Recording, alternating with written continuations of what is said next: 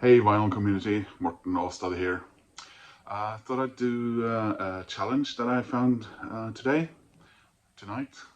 um, I was watching Metal Marty Mac, and he was doing a channel.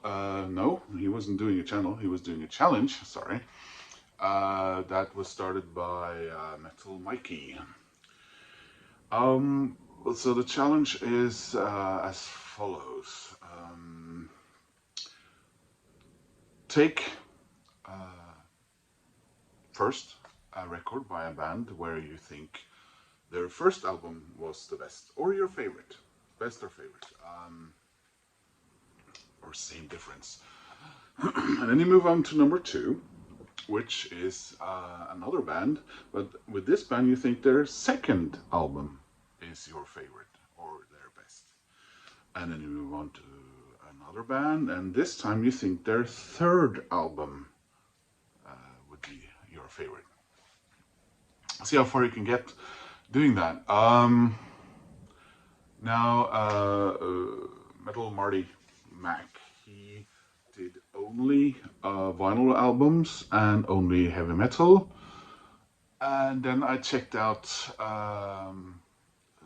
the original challenge, and he showed various formats as well as not necessarily heavy metal. But I had already sort of gathered together and gotten as far as I could. And I decided to stick with vinyl. Um, Not that it would be tremendously easier to do if I mixed in CDs, but I thought it was a bigger challenge. So let's see what I got. I tried to stick with heavy metal or hard rock, stoner rock, that sort of area anyway. So let's start with the first one. So this is a band where I personally think this is their best album, or well, not necessarily but the best album. I'm gonna stick with favorite, my favorite album anyway. It's the French band Gojira and their debut album, Terra Incognita. I think it's fascinating how this band arrives at the scene more or less fully developed. I mean, I'm not saying that the rest of their album sounds just like this or is totally, but already at the beginning, you get what Gojira is all about, and it's amazing, and I love it. I love listening to them, and yeah. And I loved all their subsequent albums, but and I didn't even hear the first album. The first, I think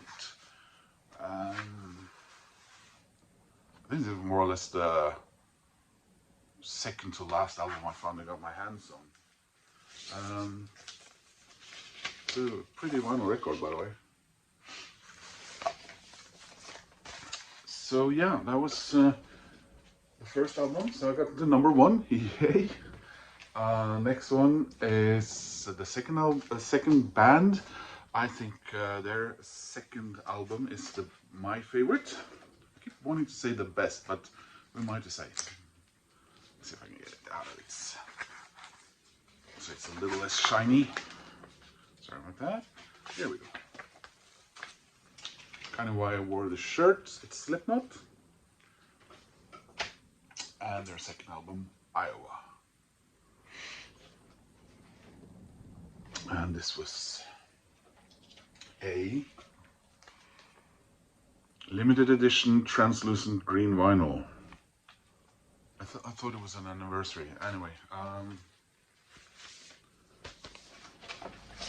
yeah, here we go. That's kind of Coke bottle green. And for those who are not old enough, Coca-Cola used to come in glass bottles, and even earlier than that, they came in a glass bottle that had sort of this. Metal Marty Mac already did this one, but this is my favorite album, and it's the third album of this band, so I got into number 3. It's Metallica, Master of Puppets. When I got this as a kid, I was walking through the streets of Skagen in Denmark when we actually had a shop that sold records. We actually had 2, I think. I was just, I wasn't really a metal kid or anything. I could listen to, you know, AC/DC one day and Depeche Mode the other. And of course, my good old favorites, the Rolling Stones. But I saw this cover and I was like, whoa. This is awesome. Wow. Ooh. Testosterone, mystical, war. Ooh. So yeah, I just picked. I had never heard them before. I think I listened to it in the record shop and was. Wow. So yeah, just had to have it then, and it's been my favorite ever since. So we got to number 3. So number 4. These guys are from Savannah, Georgia, in the US of A. And I don't know what I've done here.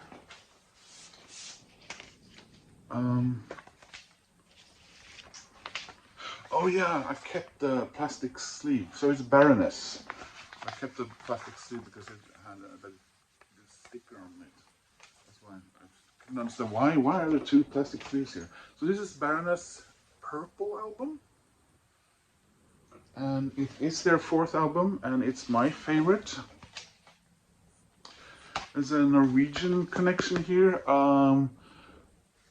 The covers, at least of their first few albums, were drawn by can't remember.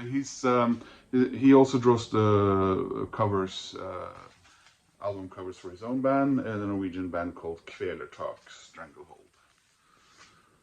Fantastic album. I love this album. This was a band I knew nothing about, and then they were warming up for another band at a concert here just around the corner from where I live. And I can't remember who I went to see. I just remember them. Next one. So we are at number 5 now, and I think this band's 5th album, that's my favorite, and that's Mastodon. And we moved from Savannah, Georgia to Atlanta, Georgia, and this is The Hunter. Another band I wasn't aware of, I knew anything about until way into their career. I think it's something around Rings Round or something. Their next album where I became aware of them. And the reason I got aware of them was that I was watching the UK comedy program QI, and Bill Bailey, who is one of my all-time favorite comedians. In fact, I've seen him more times than I've seen most bands I've ever seen live, stand-up live. He had a T-shirt, Mastodon T-shirt. I was so fascinated with what is this? I went to Spotify and I listened to it, and whoa! I never registered on my radar anywhere, and yeah, I just think they're absolutely awesome. Absolute favorites of mine. Have they become? So yeah, number 5. Can we stretch it to number 6? Yes, we can. Iron Maiden, Somewhere in Time. Their 6th album, and my personal favorite, definitely the Iron Maiden album that I've been listening to the most times of all time. Absolutely fantastic. So can we stretch it to 7? Yes, and that's stretching it, I suppose, within the genre. I absolutely love this album. One of the reasons I love this more than a couple of the others. Um, a bit. First of all, it was. Oh, what's the other album that I really like? Well, it has all these radio bits in between.